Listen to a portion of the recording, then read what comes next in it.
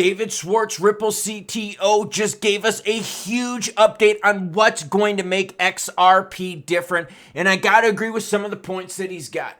We're also going to talk about Bitcoin ETFs making a move. Yeah, that's right. The money isn't all dried up this Saturday. Speaking of Saturday, happy Saturday to y'all. We're also going to talk about pumps and dumps in the market, along with a warning in regards to higher prices for everything you frickin' buy. Hola, mi amigos, it's Klaus, and in less than 2 weeks, I'm racing. That's right, I've got a 12-hour run as much as you can overnight racing event. We're getting ready to kick some ace, everyone. Patrick Dalton starts us off, says Sweden in the house. Plans for my day as US. Yes, at the end of like every video, I'm always like, hey, what are you doing? Let me know in the comments below and maybe I'll share it. Well, I actually do, and I read the stuff while I train. I'm washing the boat and hitting the water, Patrick says. If Pepe hits one top 10, this is not the bull run we were used to. Yeah, we were talking about Pepe making moves, meme making moves against utility, but whoa. What David Schwartz says regarding XRP, it's going to change things regarding utility. Bitcoin's sitting at 69,279. Nice, Bitcoin. Way to rock the 6 to 9. ETH 37. Are we going to get more pumps with the ETH ETF? And let me know in the comments down below. Do I got any ETH players in the house with this ETF action?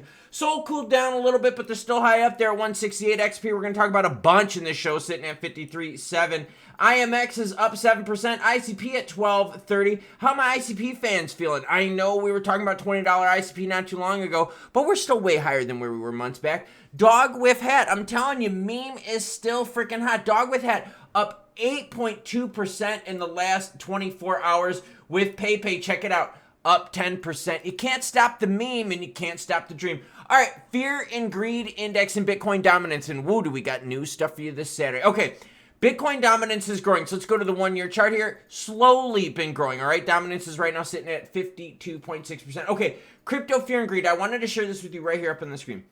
Remember when Bitcoin was touching all-time highs? And speaking of touching this stuff, touch the like button, touch the subscribe button, and, you know, if your partner's down for it, touch your partner because he or she would probably be enjoying that this Saturday morning. I know I would enjoy it, but my wife is still sleeping. Yeah, that's how early I get up on Saturdays. All right, so fear and greed index, all right? It was way high up here in extreme greed, right? And you always worry about market sell-offs, crashes, and so forth, corrections. Well, check this out. That was when Bitcoin was touching all-time highs. Now, here we are, close to 70,000, 69,266, and Bitcoin, the fear and greed index overall, isn't that bad. We're only at 64 points right now. So we're way down, way less risk at this price, yet the prices are still juicy. Okay, pumps and dumps. I wanted to bring this up. Okay, look at Toncoin. Toncoin was hanging out right around $2.20, $2.10 for like the longest time, okay? Then all of a sudden there's some news regarding Pantera Capital, and this thing just rockets up more than 3x's, 3.5x's. But check this out. Look at this, Twin Peaks, right? Look at this, pumps and dumps. They're just playing this stuff. A lot of these moves aren't holding at their max, but there is some movement within the plays if you stay within the lines. Do I have anyone out here that's playing this Toncoin move? Because I got to be honest with you. The Pantera Capital investment and all the utility that they're going to get with their hundreds of millions of users on Telegram, this could be some big things for Toncoin. And for people out there saying, bro, why don't you cover other things in Xrp and XLM? What do you think I'm doing right now?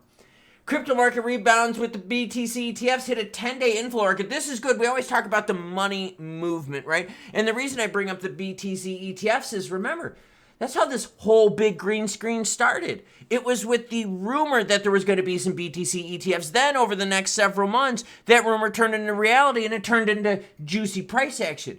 BTC has flowed some massive numbers and it's helped the rest of the crypto market. Well, now guess what? We got some more money flowing in, and this was after quite a bit of outflows. May 1st, with its withdrawal of more than $560 million, was the most agonizing day. But in the next few weeks, things started to change, particularly in light of soft CPI data. Yes, it has to do with prices, what we pay for stuff. And don't worry, I've got a report for you coming up next that says, we're going to be paying a lot more for stuff because some bad stuff is happening. But don't worry, this is mostly good news today, so don't freak out. No need for like the Adderall, no need for the Xannies or anything like that. I've got good news for you. No need to bump out the ladders. We'll be okay today, everyone.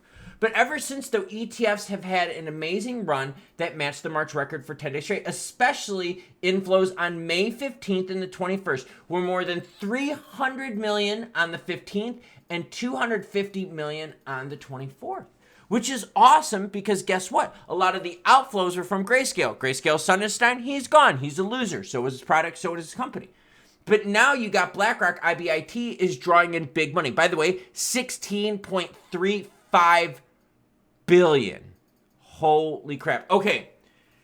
Talk about higher prices, and we're going to talk about Ripple's CTO, David Schwartz, giving us some juicy news on why XRP is going to be so different. And I got to agree with some of his points. Now, you guys know, sometimes I think David Schwartz is a total boob, a total loser.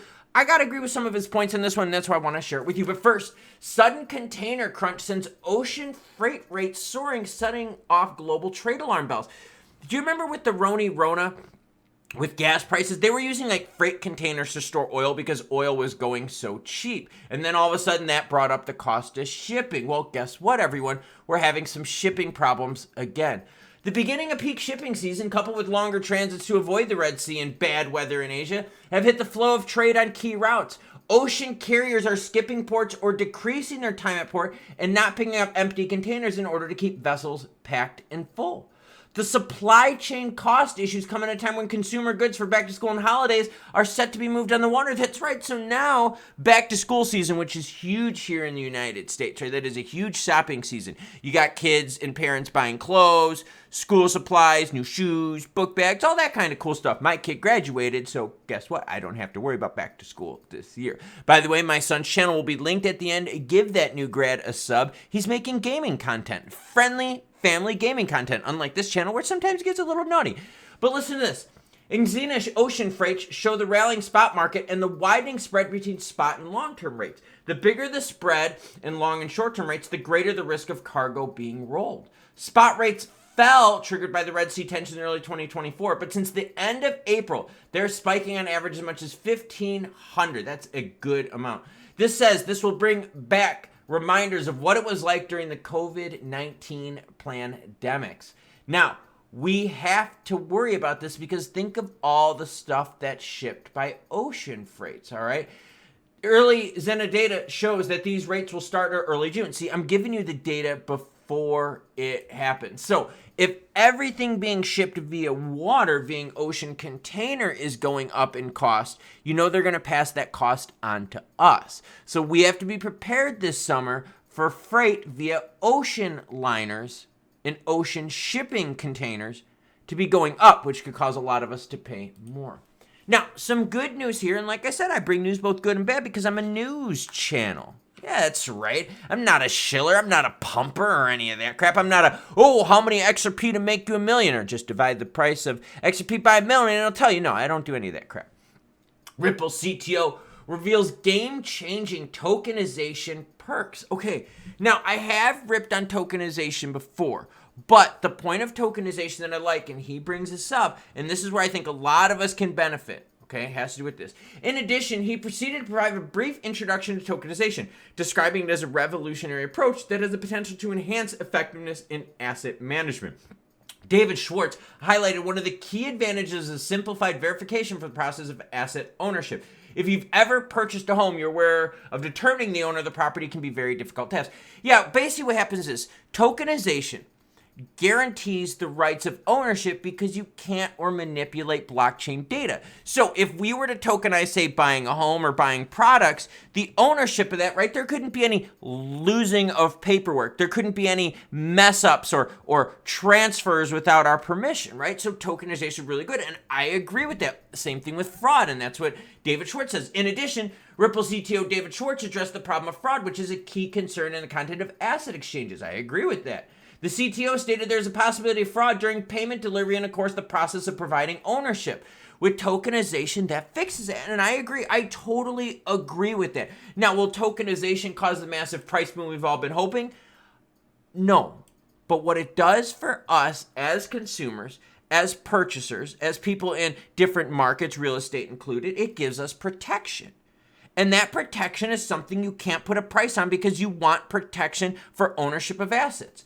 Now, if you plan to borrow against the asset, we recommend using it as collateral. The individual who's supplying you with the loan will have an easier time establishing you the owner of the asset if all of this is tokenized. Now, the thing that bothered me, though, and it might bother a bunch of you, how do you think David Schwartz ended his presentation?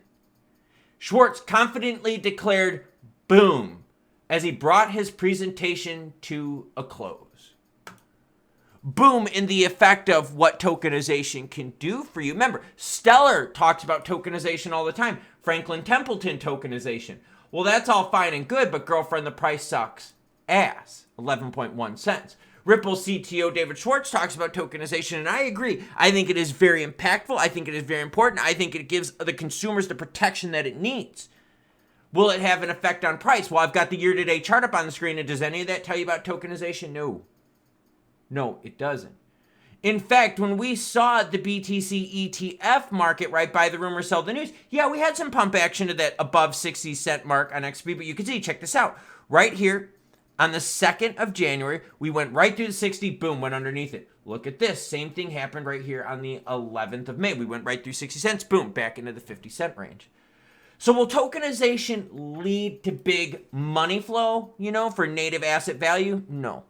But what it will do is give all of us, some consumers, some protection and also increase the legitimacy of products purchased as well as the systems that they're purchased on. Tokenization is an amazing thing, but right now it's not leading to anything price-wise. Ugh. Salted berries. That's my electrolyte drink because I have to pump up my electrolytes here while I'm getting ready for my race in the next couple weeks. Now, I brought up the tokenization thing and the effect it has on the price for this big reason. The majority of us that watch this channel, the majority of us that are into crypto are into this for what, everyone? Speculative reasons, right? We want juicy flows of money, just like those BTC ETF inflows I've been talking to you about. Which, by the way, has us wondering, are we going to see some more juicy inflows on the ETH side spill over into the altcoin market as the ETH ETF sees some approval action? Buy the rumor, sell the news. But my point with tokenization is this. Yes, having purchased several homes in my life, I understand that understanding home ownership, who has the title, right? There is, you even buy title insurance out here to make sure that you actually are the owner. Tokenization would be a great thing. It really would. I would love to see tokenization in voting. Yeah, that's right. Having votes be actually tracked. Holy crap. But I bet you the politicians won't go for that because they wouldn't want full accountability and they wouldn't want, to be able to not be manipulative. Okay, just saying. But tokenization right now is not offering juicy price action. ETH has got a bunch of tokenization. XLM has got a bunch of tokenization. XRP does. And ETH is moving because of the ETF news. BTC moved because of the BTC ETF news. But XRP and XLM both have tokenization. But neither is seeing the price move. Does it mean that the product is garbage? Well, if you judge it on price, then yes, right? That would be obvious. But if you judge it on the utility that it provides, then no, it wouldn't. This reminds me very much of XRP being allowed to be bought in New York. Is that a good story? Well, yes, we want people to be able to buy XRP in every state, right? You could buy booze, you could look at jumblies and all that at a strip club, but you couldn't buy XRP? That ain't no sense whatsoever. Now, did that XRP in New York story affect the price? No, it didn't. But it affected the rights of us as individuals. And that's kind of what I see here with tokenization. Tokenization protects us as consumers, giving us an ironclad chain of ownership, an ironclad protection, and a lot more trust in the products we use. Now, is it going to relate to juicy price action? Well, we've already seen with XLM, Stellar, and their Franklin Templeton tokenization that no, it is not. So not every story leads to price, but I understand that the majority of you out there, that's what you care about, juicy price action. So as more news breaks that leads to juicy price action, I'll share that with you. I'm drinking the disgusting electrolyte drink. Everything is salted. Salted watermelon, salted lime, salted grape, salted berries. It's all salted. It's crazy. I'm getting ready for a 12-hour overnight race. We're going to be strapping on the old headlamps. We're going to be putting on the wrist lamps. Everything. This is going to be an epic overnight run where I'm going to try and break my personal distance record. I'm also going to try to win the race that day. Yeah, I'm feeling kind of saucy and daddy's legs are healing quite nicely after my 3-day plus driving experience that I've done here as of late. So now that brings me to the big question. Patrick answered us earlier, but What are you doing the rest of the day? Comment down below, let me know, and maybe I'll share it in the next video. Patrick's out on the water enjoying the boat time. So have a good day, Captain Patrick, and have a good day, the rest of you. I'll catch you cool cats later.